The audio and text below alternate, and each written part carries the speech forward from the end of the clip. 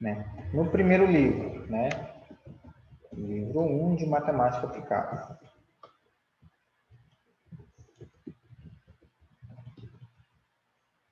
A gente vai ter aí geometria plana, ou seja, eu vou tentar trazer aí coisas da construção civil, coisas de planta industriais, coisas sobre moda, corte de roupas, tudo isso para a gente trabalhar o máximo possível a geometria plana aplicado no mundo real, tá? Então, vai ser um desafio muito grande que nós teremos. Temos aqui razões, proporções e sistemas métricos.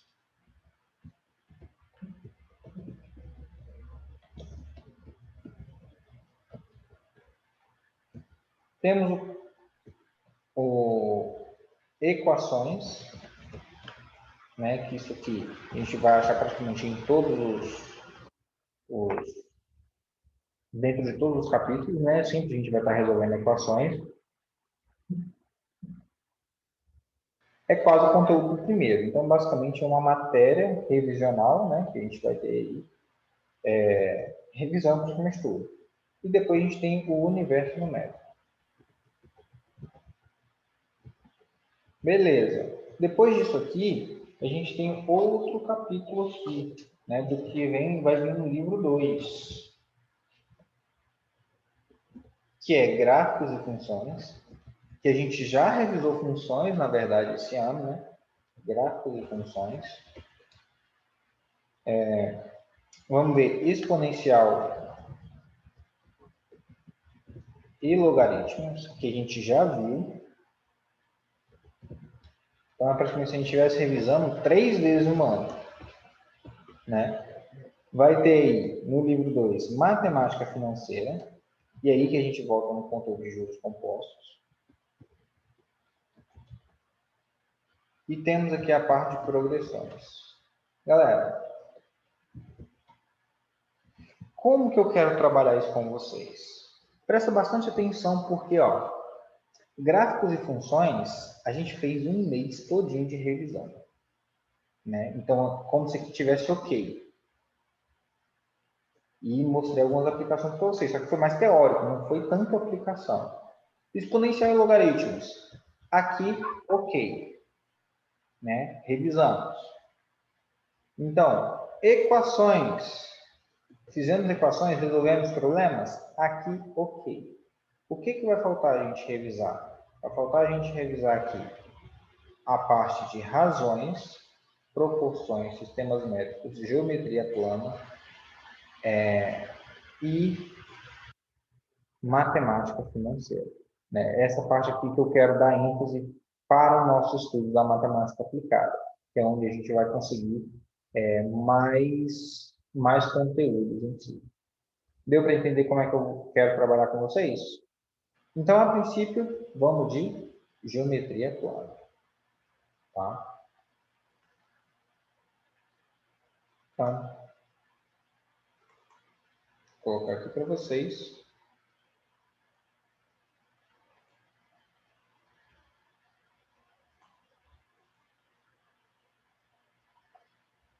Então, é uma disciplina diferente, tá, gente? Pode colocar caderno separado. Por exemplo, o conteúdo que eu cobro aqui em matemática aplicada, ele não vai cair, vamos ver, especificamente em simulado. Ah, Juan, deu um simulado, pode contar a nota para matemática aplicada? Eu posso trabalhar em conjunto com alguns trabalhos. Por exemplo, um trabalho que eu dei em matemática, eu jogo a nota junto para a matemática aplicada. Então, vão ser matérias separadas no boletim, tá? É como se fosse Machado e Machadex, tá? Então, é Juan e Juandex. Beleza? Separa aí. Tranquilo? Eu vou tentar focar o máximo, gente, nossa matemática aplicada em aplicações mesmo. Vamos tentar fazer exercícios diferentes, métodos diferentes, e a gente vai ter uma aula por semana. Né? Juandex parece marca de material escolar mesmo, não ficou legal não. Pensa aí. Juan aí.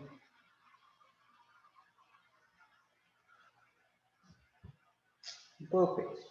Depois eu penso em pseudônimo para mim. Então, vamos lá.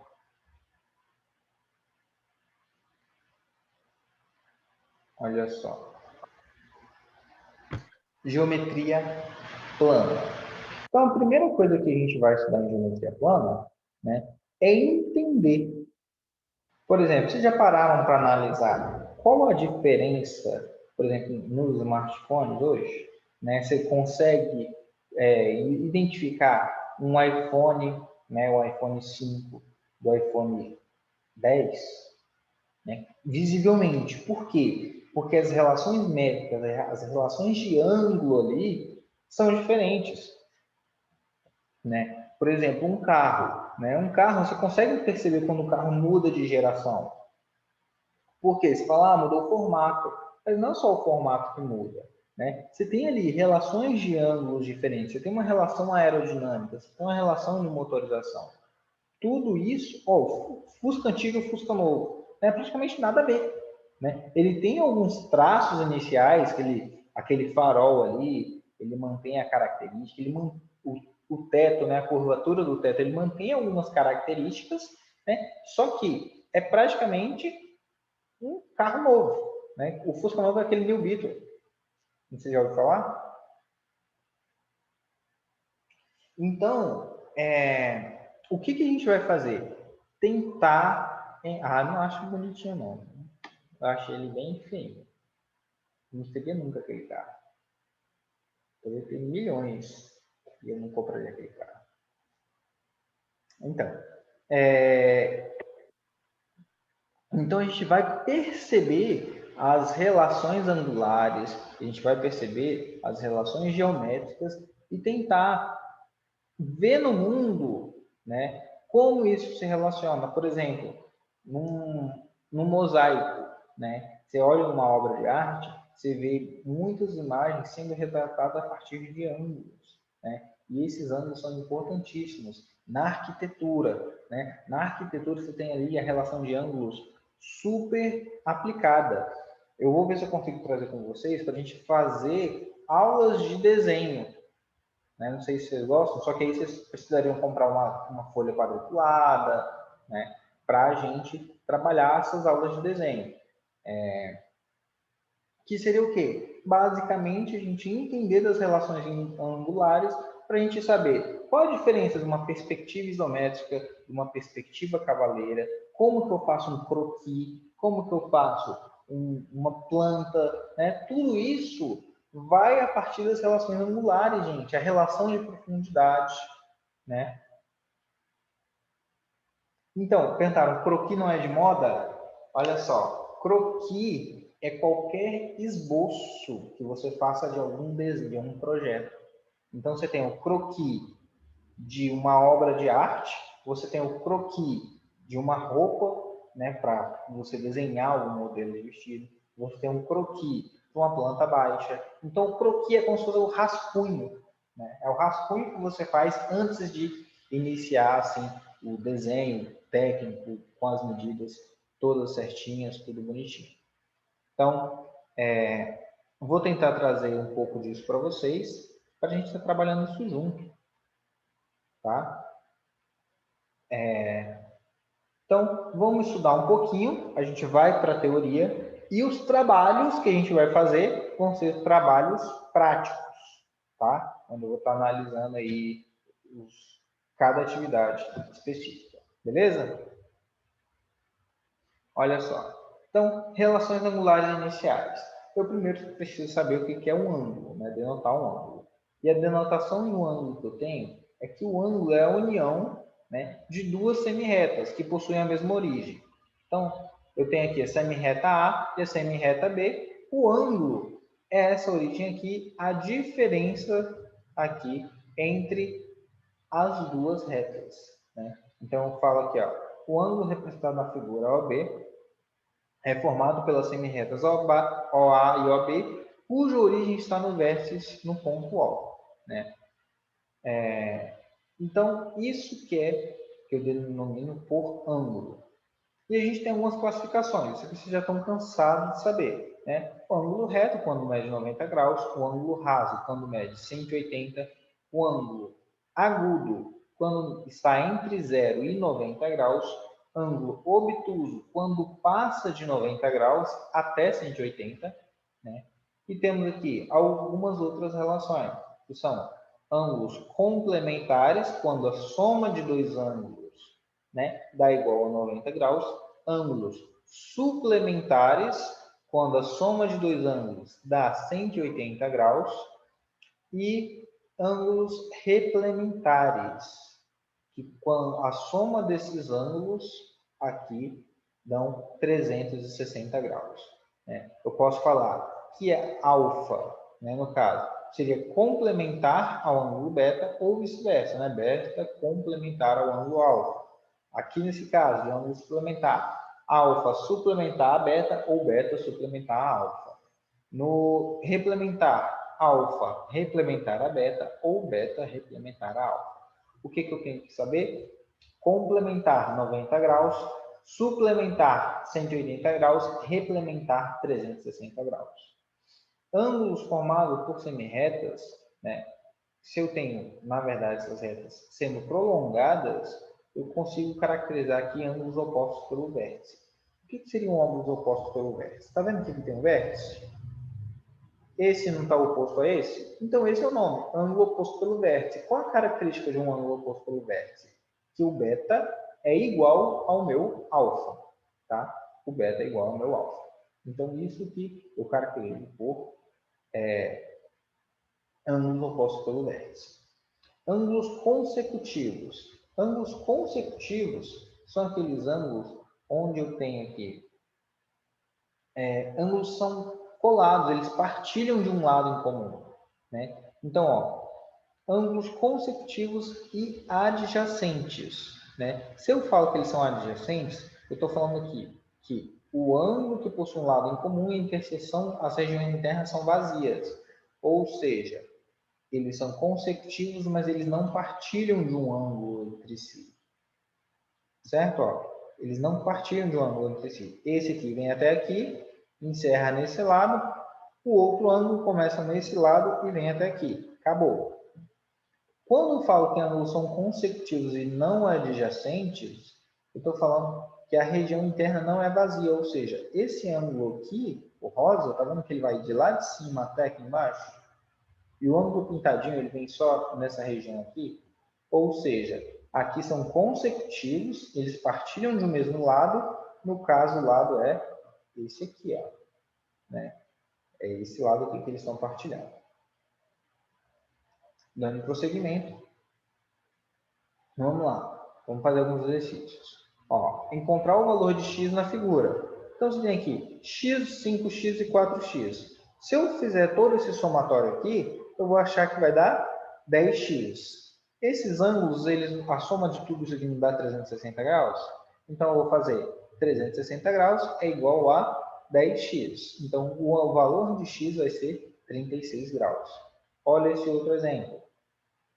Qual é o ângulo cujo suplemento excede em 6 graus o quádruplo do seu complemento? Então, vamos colocar aqui, ó. O suplemento de um ângulo x é 180 menos x, certo? O complemento de um ângulo x é 90 menos x. Quando ele fala que o suplemento excede em 6 o quádruplo do complemento, ele está colocando aqui, ó, que 180 graus, né? 180 menos x é igual ao quádruplo do complemento, 90 menos x. Né? E excede em 6, ou seja, significa que se eu somar 6, aí sim dá igual. Né? Quando eu faço essa conta aqui, eu vou achar qual o valor de x. Né? Olha só, 180 menos x vai ser igual a 360 menos 4x mais 6. Né? Beleza, posso continuar minha conta, eu vou achar que 3x, está falando de x para o lado de cá, 3x vai ser igual, eu tenho 366 menos 180, vai dar 186. Dividindo, eu vou achar que x vai ser 186 dividido por 3. né? E esse valor dá igual a 62 graus. Beleza? Então, ó, prestar muita atenção quando ele fala, cujo suplemento excede 1/3 do complemento. Então, sempre definir suplemento de x. Como é que fica? Suplemento de x vai ser 180 menos x. Complemento de x, 90 menos x. Replemento de x, 360 menos x. Beleza? Essas são as características aqui de suplemento, replemento e complemento. Vamos fazer exercício. Vocês lembram que a gente fez isso ano passado? É basicamente uma revisão, gente. Vocês lembram que a gente fez isso ano passado? Era presencial ainda. Eu não lembro de nada. Os caras do MIB vieram aqui, colocaram a canetinha na minha cabeça e fizeram. Você não vai lembrar de nada. Acabou. Apagou a memória. Então, ó, vamos fazer esse exercício aí, tá? Já tem um ano, né? Poxa, tem mais coisa para fazer da vida do que ficar lembrando de coisas de escola. Vamos lá. Olha só. X, né? Como é que eu vou escrever aqui? O dobro de um ângulo, né? E o ângulo é x. Como é que vai ficar? Ótimo. 2x. Metade de um ângulo. Como é que fica? Isso aí, x dividido por 2. O dobro de um ângulo somado a 10. Isso aí. 2x mais 10. Então, vou colocar aqui, ó. 2x, o dobro de um ângulo somado a 10. O dobro da soma de ângulo com 10. O dobro da soma do ângulo com 10. X mais 10. Beleza? A terça parte do ângulo menos 5. A terça parte do ângulo menos 5. Como é que fica? A terça parte do ângulo, né, ó, menos 5. A terça parte da diferença de um ângulo por 5. Presta bastante atenção na interpretação, gente. A terça parte da diferença de um ângulo por 5. Então, fica x menos 5 dividido por 3. Está vendo que é diferente? O de cima e de baixo. Percebem a diferença entre letra E e letra F? Conseguem ver aí? Para o restante do pessoal. Estou vendo algum falando. Consegue ver? O restante consegue? O pessoal está assim, ó, paradaço. Deve estar nem me ouvindo. Botar uma questão dessa na prova? Pode deixar. Essa matéria da sono? Tá, a próxima aula eu já vou trazer um trabalhinho para vocês fazerem um croquis. A gente vai trabalhar desenho, tá? Então, ó, complemento do ângulo. O complemento do ângulo vai ficar 90 menos x. Metade do complemento adicionado a 10. Metade do complemento, ó, metade do complemento adicionado a 10.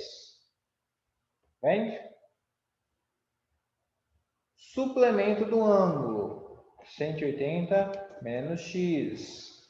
Suplemento da terça parte do ângulo. Então, 180 menos x sobre 3. X sobre 3, terça parte do ângulo. Replemento da metade da soma do ângulo com 5. Metade da soma do ângulo, então, replemento 360 menos metade da soma do ângulo com 5. X mais 5 dividido por 2. Então, ficaria isso aqui. Tá? Galera, Vamos lá. Agora eu quero participação de vocês, tá?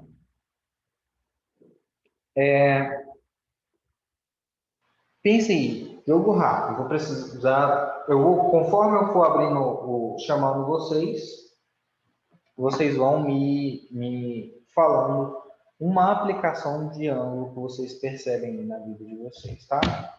E eu vou chamar pela lista.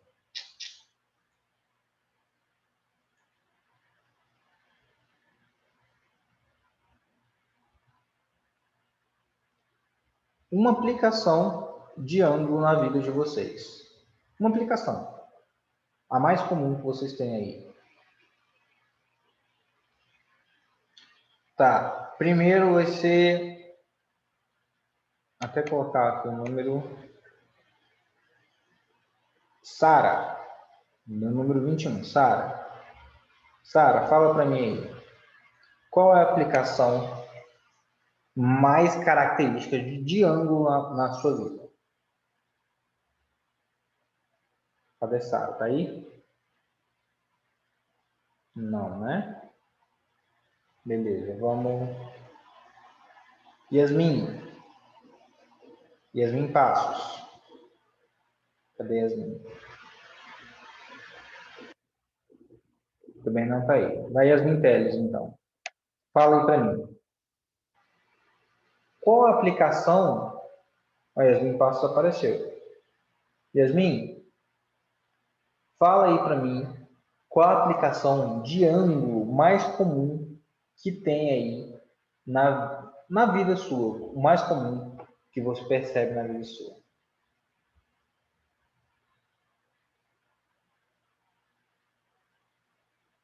Então, me mostra aí algo, uma construção ou algo dentro de teofotônico, próximo, que você faça, não, e aqui, esse cara teve que estudar ângulo para poder fazer isso.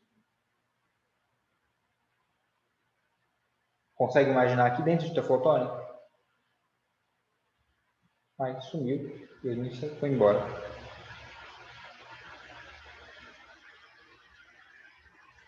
Olha só, gente. Se a gente pegar uma construção de ângulo simples, uma estrutura metálica, né? Pense em uma estrutura metálica aqui dentro de teofotônico, que o cara precisa colocar os parafusos, fundação metálica, tudo para subir um prédio, né? Pense aí o quão resistente tem que ser. Agora pensa o cara que vai construir esse prédio que eu vou mostrar para vocês.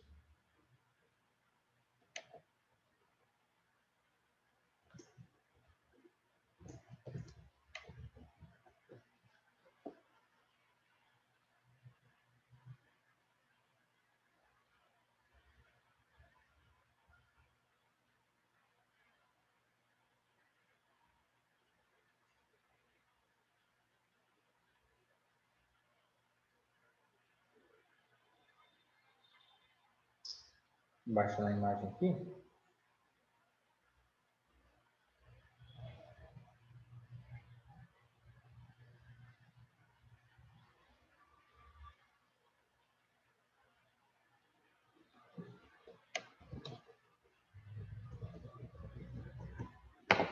Olha só. Nas construções. Agora vamos ver isso aqui, ó, gente. Olha, fala no telhado, né? Relógio é uma aplicação de ângulo? É uma aplicação de ângulo, né? Olha só isso aqui, gente. Olha essa imagem. Agora pensa. Como é que o cara faz uma curvatura dessa aqui? Né? A primeira característica que a gente tem, né, é essa virada aqui, ó. Primeira característica que a gente tem. A base em 90 graus. É a primeira característica que a gente tem. Depois, a gente tem o prédio seguindo como se fosse entortando, como se pegasse ele assim, quando você torce uma roupa e faz isso aqui, ó, né? Exatamente isso que acontece com o prédio, né? Ele fez isso. Tem outro prédio que parece que está caindo. Deixa eu mostrar para vocês.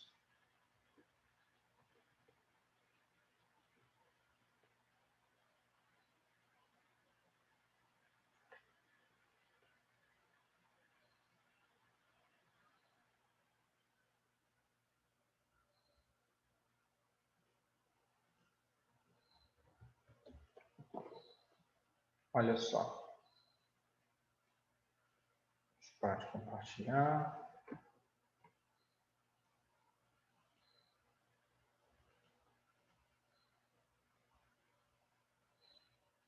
Gente, se vocês quiserem abrir o microfone de vocês, pode ficar à vontade, tá? Acho que vai ser até melhor para a gente interagir. Olha só esse prédio, gente. Olha essa estrutura. Agora vai me falar se é ou não é incrível.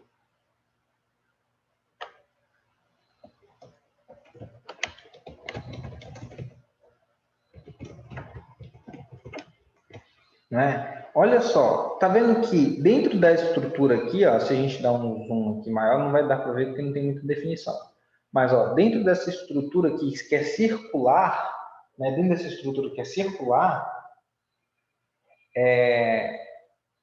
a gente tem elementos a gente tem quadriláteros aqui, tá vendo? Ó? Vários quadriláteros aqui dando estrutura para toda essa estrutura aqui, né? Falou um caso muito importante, ó. Fala assim, o prédio da prefeitura de Brasília, né? Não só da prefeitura de Brasília, mas só como o prédio dos três poderes, né? Ele é todo baseado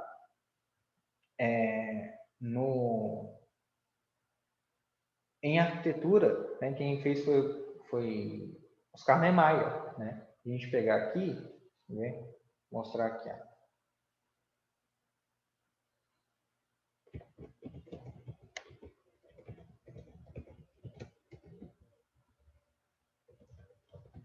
Vocês estão vendo minha tela ou não, né? Não.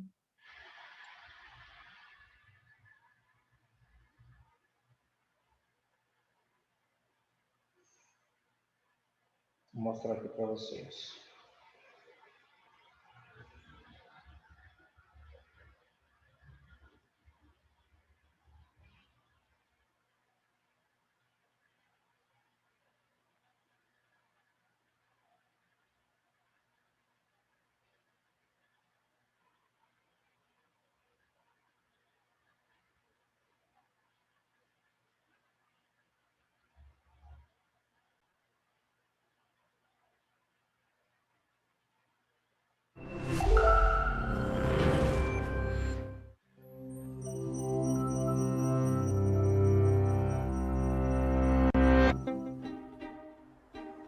In 1990, the Italian government enlisted top engineers to stabilize Pisa's famous Leaning Tower.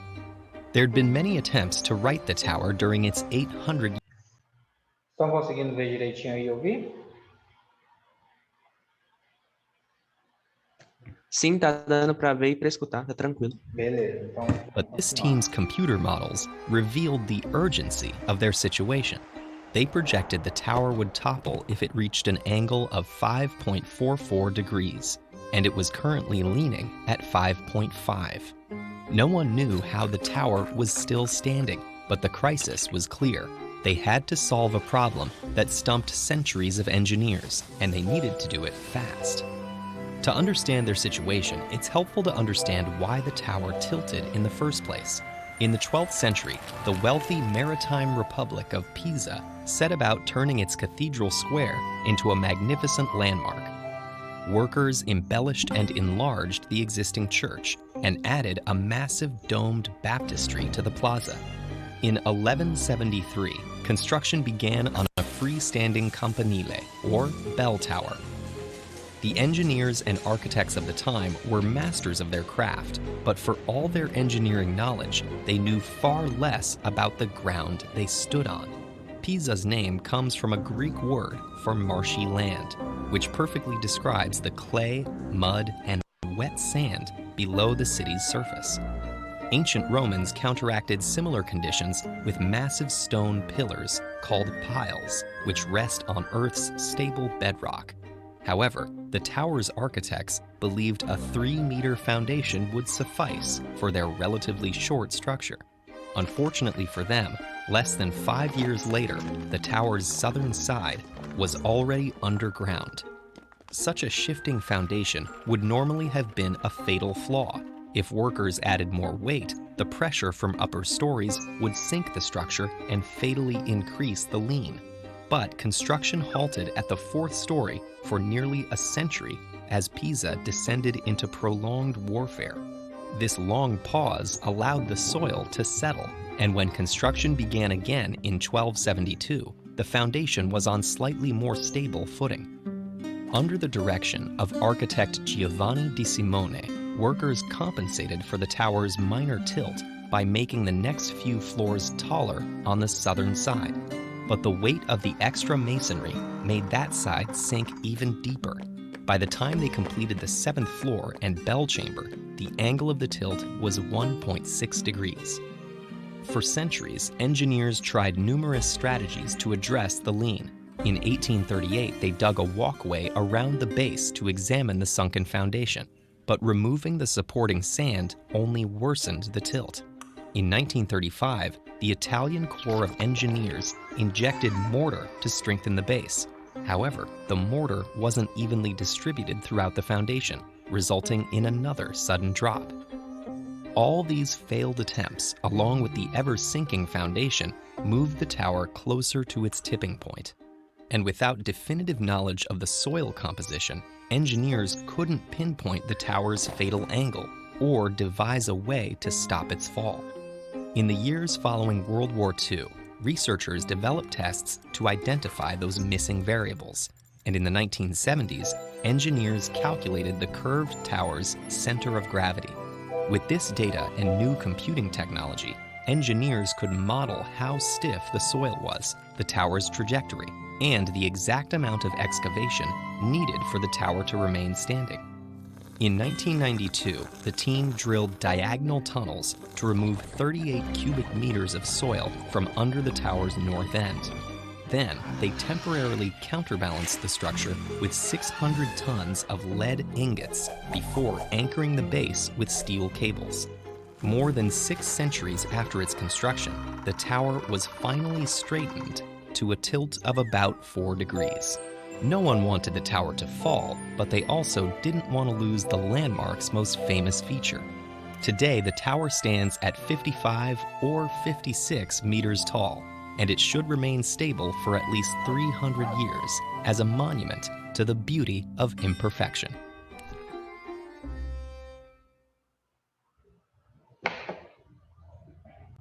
E aí, galera, gostaram do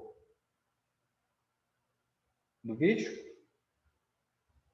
Interessante, né? Então, olha só, devido à inclinação da torre, vocês viram que eles tiveram que fazer vários cálculos, fazer várias coisas, porque o solo onde foi fundada, aí você pega... Peraí que está continuando rolando aqui.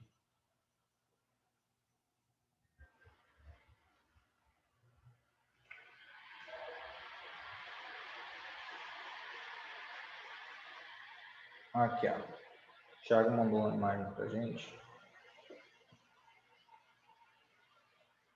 Galera, vocês foram no Museu da Manhã? Chegaram no Museu da Manhã?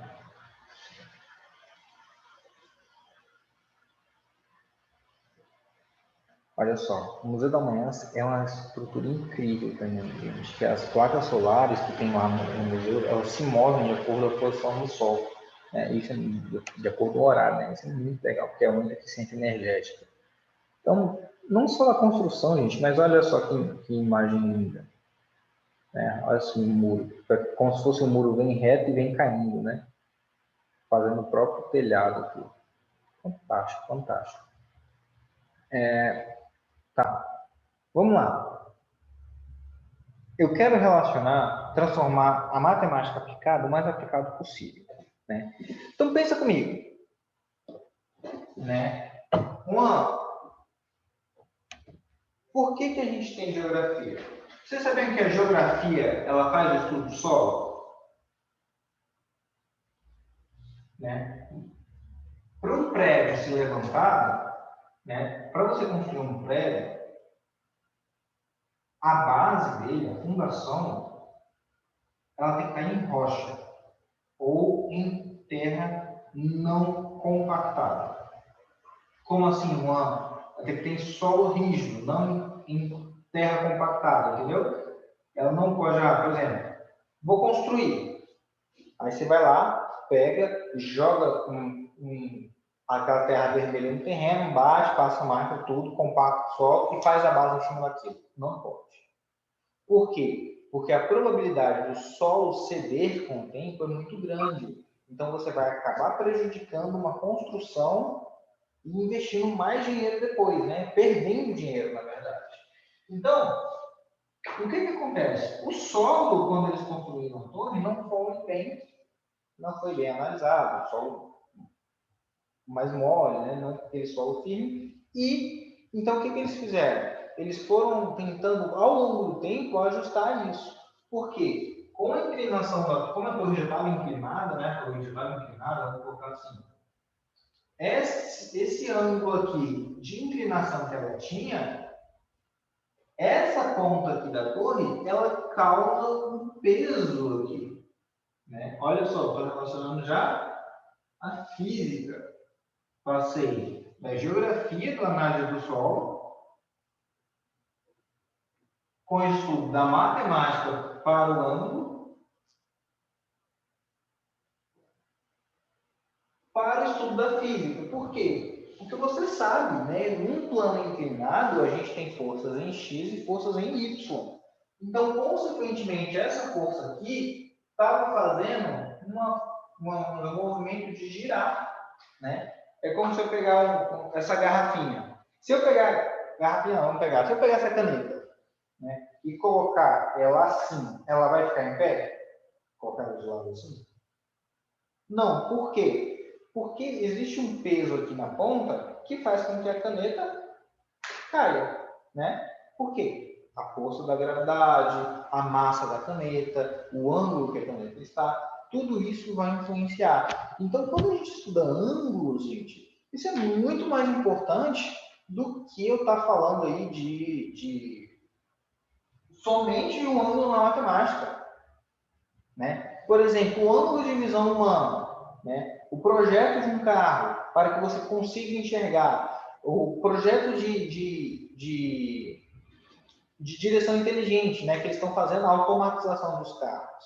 Pense aí, o carro ele tem que ter noção de todos os ângulos, né? Ou tanto que estão ao redor dele quanto dos outros, para que ele tenha noção onde virar, como virar, se na determinada via ele consegue virar. Então, tudo isso está relacionado a projeto, né? E quando a gente pega um projeto, eu não vou pegar só o ângulo específico da matemática e aplicar. Se eu for na construção civil, eu vou precisar conhecer de solos, eu vou precisar conhecer a geografia do terreno, né? Eu preciso conhecer da física, para quê? Para saber qual é os materiais, eu preciso conhecer da química, para saber quais os materiais que eu vou utilizar aqui, para relacionar com a física, para saber qual vai ser o peso suportado, né? Eu preciso conhecer da diferença de dilatação dos materiais, quais materiais são mais parecidos, para que, por exemplo, no calor, né, eu tenha que a dilatação dos materiais sejam parecidas. Para quê? Para quando chegar o frio, esses materiais não venham a rachar. É por isso que acontecem várias rachaduras em casa. Por quê? Porque provavelmente não foi contratado um engenheiro e aquelas fissuras lá dá pela diferença do coeficiente de dilatação do concreto pela armadura, pela armação de ferro, ou até mesmo pela diferença de carga distribuída na construção, né? Ou por um solo mal compactado, você compactou mal o solo, aí determinada parte cede, faz aquela rachadurazinha na beira da janela, né? Então, tudo isso está relacionado à geografia, à química dos materiais que você está utilizando, às propriedades físicas dos materiais de resistência, à matemática, que é os cálculos que você deve fazer de areia, brita, cimento, água, para que a característica do cimento, por exemplo, esteja mais parecida de acordo com aquele padrão, né? Então, tudo isso, gente, é utilizado para a vida, sabe? Vocês falam assim, Juan, quando que eu vou usar isso na minha vida? Então, vai depender muito, né? Vai depender muito do que você quer atuar na sua vida. Aí você fala, Juan, tá bom, não quero ir para civil. Tá, você quer ir para medicina? Né? Você quer ir para medicina? Aqui, ó. Olha só o que Luísa colocou no chat pra gente. Em Grey's Anatomy, uma mulher identificou um tumor cerebral só com ângulo de visão do paciente, né? Olha só, e realmente tem não só isso, mas tem algumas coisas que você consegue perceber através do ângulo de perfuração de uma bala, né? Dependendo, se a bala veio do lado de cá e atinge aqui, você sabe quais são os órgãos que tem nessa região para poder estar atingindo, né? Você sabe dos nervos. Então, tudo isso, gente, tudo utiliza ângulos, né? Ângulos, sim, está no mundo da gente o tempo inteiro. Perguntaram, a faculdade de arquitetura e urbanismo fala muito sobre ângulos? Muito, muito. Vocês vão ver tanto na faculdade, porque você tem os diferentes tipos de perspectiva, né? O que é uma perspectiva isométrica? Né? O que é uma perspectiva cavaleira? E quando vocês estudarem esse tipo de perspectiva, vocês vão perceber que tem a diferença na visualização do desenho. Acho que a gente vai fazer um exercício disso aí. Eu vou postar uma aula para vocês na semana que vem e vocês vão entregar um trabalho sobre ângulos no desenho, tá? Então, já é o primeiro trabalho da nossa disciplina, já que não tem prova, façam os trabalhos bem feitos, tá bom? Porque vai ser dentro desses trabalhos. Eu quero, gente, que vocês enxerguem a nossa disciplina com mais aplicação possível, tá? Não, vai ser fácil, gente. Vai ser fácil. Não vai ser algo impossível de fazer, não. Tá? A gente vai começar com os básicos, depois a gente vai melhorando, né? Olha só.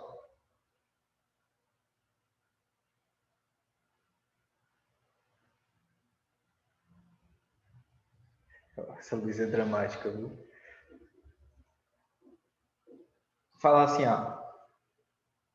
ó, se a bala entrou e não saiu, o médico precisa saber o ângulo certinho para saber quais órgãos foram afetados, quais artérias perfuradas, tudo isso, gente. Então, se pegar, Juan, então na medicina, eu não vou precisar saber de ângulo, não vou precisar saber de matemática. Gente, pelo amor de Deus, me mata com a faca da cozinha, não, pelo amor de Deus. Tá? A matemática é a ciência, eu digo, a matemática é uma das ciências mais importantes, porque a matemática está em tudo, gente. A matemática ela se relaciona com a história, a matemática se relaciona com a geografia, a matemática se relaciona com a física, se relaciona com tudo, com a química, né? Pense aí, como é que você vai aplicar uma dosagem de um remédio em um paciente? Né? Como é que você vai calibrar lá dar uma injeção que não pode, né? Por exemplo, tudo isso, gente, tudo isso, né? Ou então você tem que lá dar 1 miligrama da medicação, aí você vai lá dar 1,5 e causa efeitos colaterais, né? Tudo isso é importante saber. E não é sempre 1,5, vai depender da massa corporal do paciente. Então, vocês precisam entender que a relação entre ângulos, a matemática e o mundo está muito ativa. Eu fico apaixonado quando eu falo de matemática no mundo, porque assim, tem tanta aplicação, gente, tanta aplicação, e o pessoal só acha que matemática é você calcular Bhaskara na escola. Eu acho isso frustrante, tá? No mais, eu espero vocês. Amanhã a gente tem aula? Eu não sei se amanhã a gente tem aula.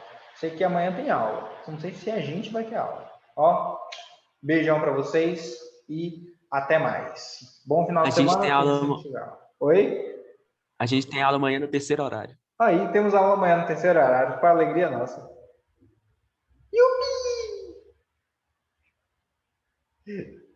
Tchau, galera. Nunca vi alguém tão animado para acordar às 6 horas da manhã no sábado. A gente acorda todo dia 5h30, gente. 5 horas. Não importa, pode ter aula, pode não ter. Todo dia eu tô acordado. Eu acho revoltante. Antes, quando as aulas começavam mais tarde, eu acordava 8h15 para a aula começar 8h20. Agora eu tô acordando 7 horas, tô custando acordar 7 horas. Eu acordava 8h20. Saudade. Eu acordava já acordava ligando a aula. Só pode. Falou, galera. Tchau, tchau. Beijão.